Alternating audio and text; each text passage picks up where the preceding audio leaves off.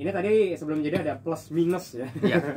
Plus minus dalam artian semuanya bisa untuk bagaimana brand itu diterima pasar ya, artinya mereka sudah menerima belum ya dengan keberadaan brand kita, dengan apa yang sudah kita susun dari awal ya. Karena yang namanya brand journey tadi disampaikan oleh Mas Aris itu adalah dari awal kita mau ngapain, endingnya akhirnya kita mau ngapain udah tahu gitu ya, dibandingkan dengan orang yang cuma menyusun dari awal saja, tapi endingnya nanti pokoknya nanti aja lah. Gitu. Gimana nih Mas?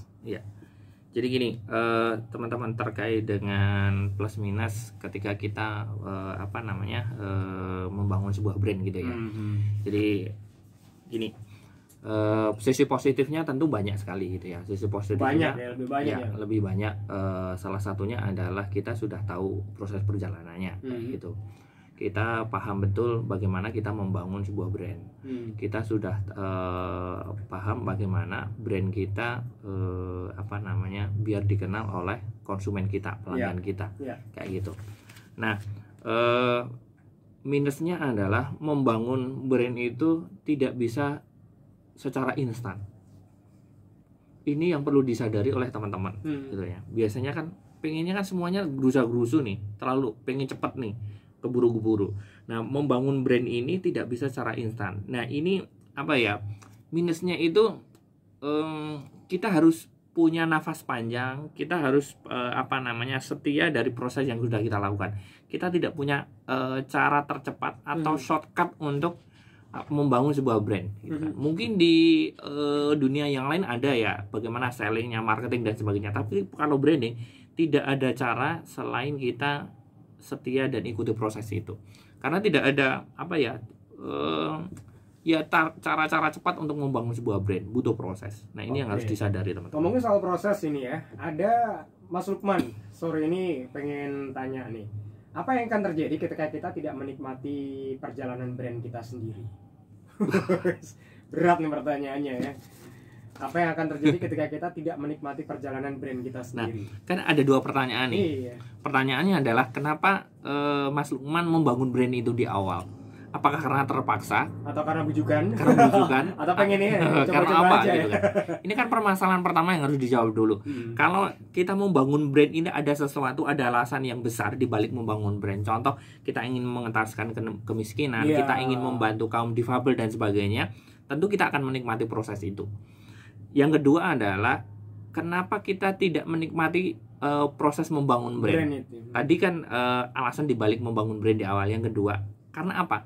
Karena berat, tantangan, atau apa? Kalau berat bisa jadi justru tantangan dan berat itu ini tanda-tanda bahwa kita suatu saat akan jadi besar nih. Kalau tantangan-tantangan yang kita hadapi cukup berat dan sebagainya. Ini kan ujian-ujian yang harus kita lalui ketika kita membangun brand. Ada orang yang membangun brand itu butuh waktu 20 tahun, 30 tahun dan sebagainya. Brand-brand besar saat ini jangan dikira ujuk-ujuk sebesar ini. Mereka kan sudah puluhan tahun nih, ada yang 30 tahun, 40 tahun, 50 tahun. Brand-brand besar yang kita miliki saat ini berawal dari garasi, banyak sekali kayak Apple, Microsoft dan sebagainya. Itu kan brand-brand yang lahir dari garasi rumah ini. Nah, untuk bisa sebesar ini kan mereka butuh puluhan tahun. Nah, tadi beratnya karena apa? Karena di awal itu kenapa sih membangun brand itu? Ya, itu harus ditanyakan dulu nih. Kalau kita sudah mencintai brand tersebut, tentu kita tidak akan menganggap berat kayak gitu. Atau mungkin karena berawal dari coba-coba. Kan ada tuh beberapa brand-brand yang terkenal itu ya memang berawal dari coba-coba gitu. Tapi mereka nyatanya sukses sampai yang sekarang gitu. Jadi gini, kan ada dua.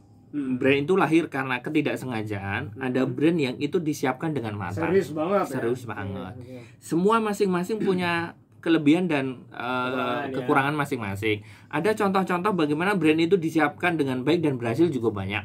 Ada brand-brand yang tidak disiapkan tapi mereka ada faktor keuntungan. Faktor luck di situ ya. Nah, itu kan juga ada gitu kan. Nah, ini kan kita tidak bisa mengetahui kita itu mendapatkan faktor luck atau kita ternyata sukses karena tersusun dengan rapi. Kita kan ikhtiar tugas kita sebagai brand owner adalah melakukan yang terbaik. Nanti momentum itu kita berada di mana kan kita nggak tahu nih. Nah, ini yang harus disadari teman-teman brand owner. Oke, berarti kalau Mas Lukman tadi kenapa tidak ya kembali lagi ke diri kita masing-masing ya. Betul. Dari awal tuh kita mau ngapain gitu. Iya, ngapain bangun brand tersebut gitu kan gitu Atas kan. dasar apa gitu. Iya. Banyak nggak sih orang kayak gini tuh? Banyak. Tidak menikmati tapi tahu-tahu ya kalau berhasil ya itu faktor keberuntungan, tapi tiba-tiba gagal ada juga kayak gitu. Ada banyak. Setahun 2 tahun tiba-tiba lu kok gagal ya, kok tutup ya. Itu banyak. Ya banyak. Jadi gini, ada orang-orang yang sebagian di antara kita adalah fokus apa gitu. Gini, saya bangun brand ini intinya pengen dan dapat duit dan nyari utang. Nah, itu juga ada gitu kan. Jadi mereka tidak nikmati. Yang penting saya uangnya gitu kan. Tapi mereka tidak punya visi, tidak punya cita-cita. Kenapa bikin brand tersebut? Orang-orang yang punya visi, punya cita-cita, kenapa bikin brand itu? Mereka akan menikmati setiap proses.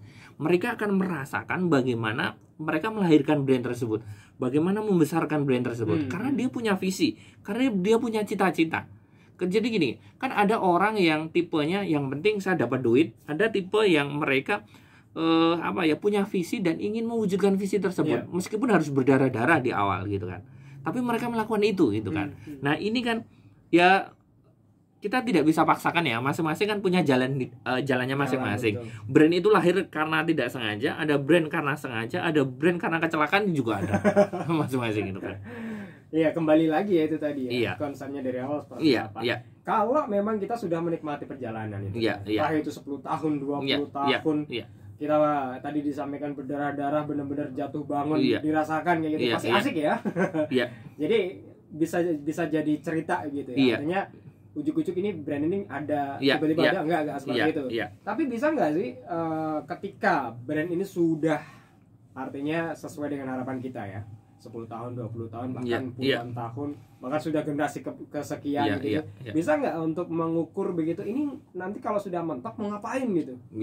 Atau mau dibesarkan lagi, atau biasanya kan orang kebingungan di situ. Ini udah terkenal, kita mau ngapain lagi gitu. Biasanya orang Iya.